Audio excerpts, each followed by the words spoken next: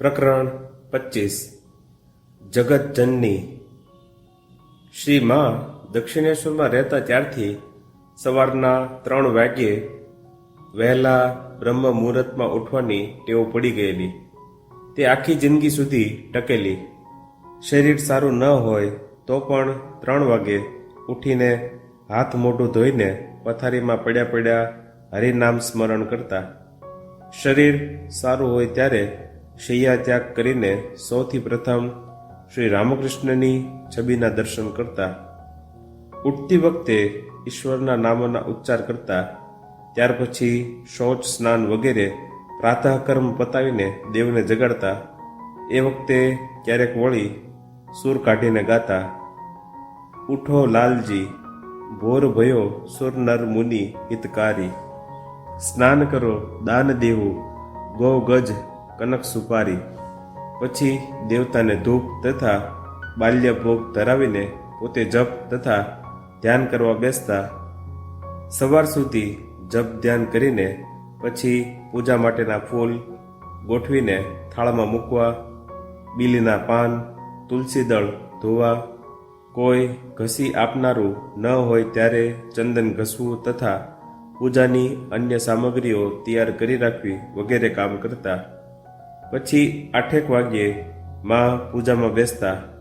કલાકેક પૂજા કરીને નૈવેદ્ય ધરાવીને પછી ભક્તોને પ્રસાદ વહેંચવા માટે પતરાળીઓના ટુકડા નાના કરીને તેમાં પ્રસાદના ફળ, મીઠાઈ વગેરે ગોઠવીને સૌને પ્રસાદ આપતા.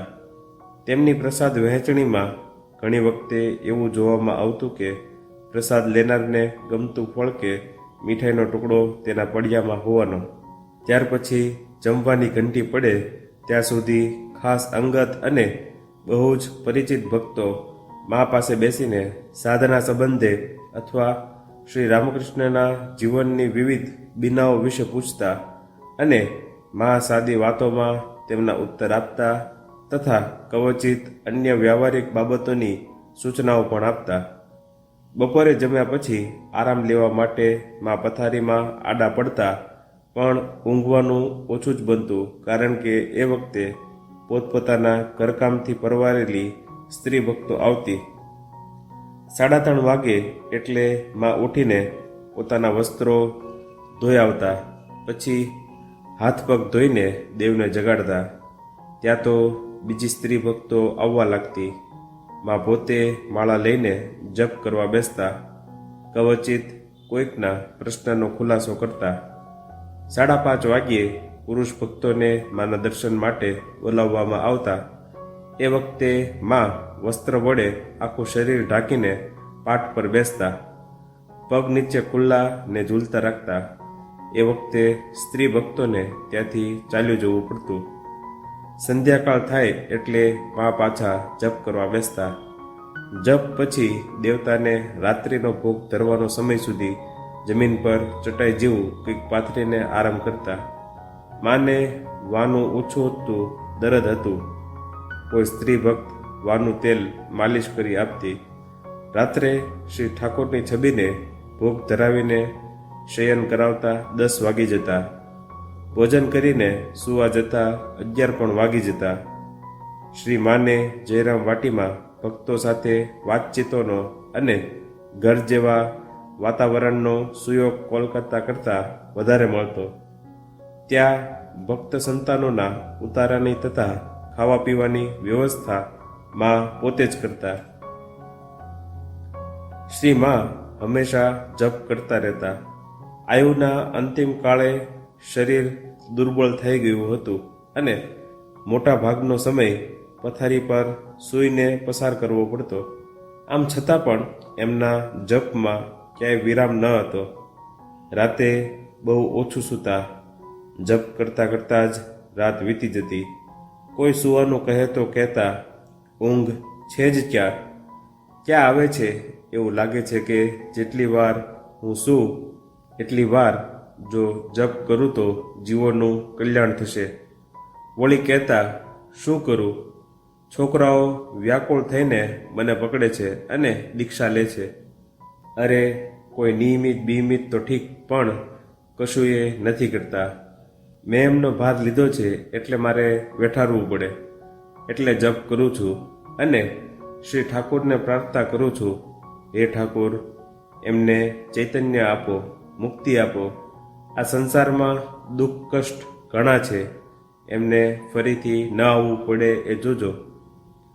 વ્યવહારમાં ગૂંચવાયેલ, જપ ધ્યાન નિયમિત ન કરી શકનાર, નિરાશ થઈ પડેલા ભક્ત સંતાનોને અભયદાન આપીને માએ કહ્યું છે, બીવું શાને?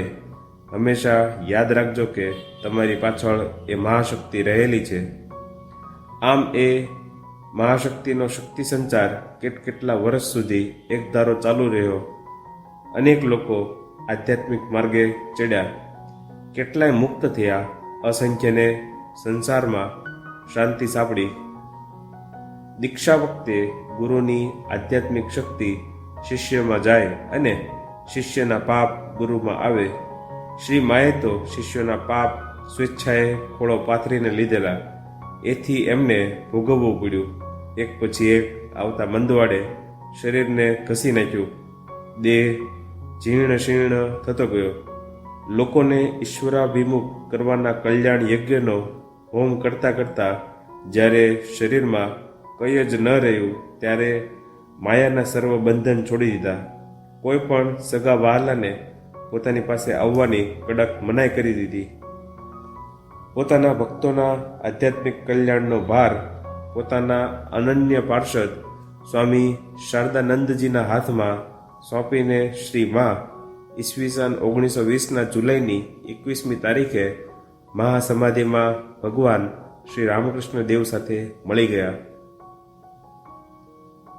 જીવન પર્યંત જે આદર્શનું પાલન કર્યું હતું તે આદર્શનો માનવજાતને સંદેશ આપતા શ્રી માનો અંતિમ ઉપદેશ આ હતો, જો શાંતિ ઈચ્છતા હો તો કોઈના દોષ જોતા નહીં, દોષ જોજો પોતાના.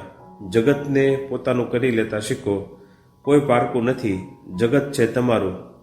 બેલુર મઠમાં માતાજીના દેહનો જ્યાં અગ્નિ સંસ્કાર થયો હતો એ સ્થળ ઉપર આજે એક શુભ્ર સુંદર મંદિર ઊભું છે. હજારો યાત્રીઓ દર્શને આવે છે. માતાજીનો ચૈતન્ય સ્વરૂપ આ મંદિરમાં વસે છે ને આશીર્વાદ આપીને કહે છે, આ જગતમાં કોઈ પરાયું નથી, કોઈ અપરિચિત નથી. શ્રી માના જન્મસ્થાન જયરામ વાટીમાં પણ એક સફેદ મંદિર બાંધવામાં આવ્યું છે અને તેના શિખર ઉપર એક ધ્વજ ફરકે છે, જેમાં માત્ર એક જ શબ્દ છે, મા. આ શબ્દ શ્રી માના નજીકના અને દૂરના ભક્તોને તેમના વિશ્વાસપૂર્ણ શબ્દોની યાદ આપે છે. હું સજ્જનોની માતા છું, તેવી જ દુર્જનોની પણ માતા છું. તમે જ્યારે દુઃખમાં હો ત્યારે તમારી જાતને એટલું જ કહો, મારે મા છે.